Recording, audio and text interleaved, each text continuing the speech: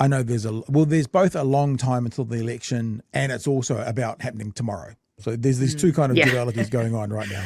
Yeah. So we're going to be looking to learn more about opportunity.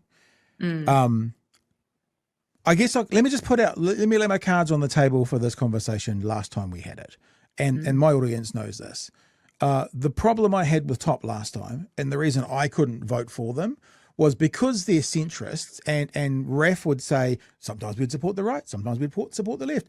The reason that I couldn't support them was I couldn't vote for someone that would then help the political perspective I didn't want to support get in. So in other words, I and just so you know, I don't know if you know this, but we are overtly and openly sitting on the left in politics. The show, and that's where we come from. We don't hide it. We don't hide our bias.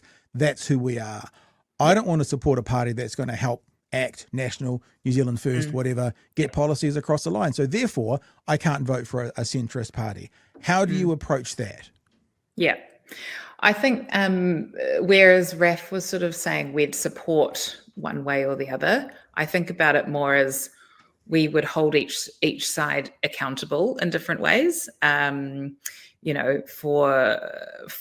a right-wing government, that might mean making sure that there's environmental guardrails on things like fast track, or if it's a left-wing Labour government, maybe it's pushing them a bit harder on. Well, I suppose I don't know if that's left or right wing, but pushing them harder on the capital gains tax and giving it the proper effect that it's meant to have. So I think it's more about holding them accountable rather than kind of saying we'll support one or the other.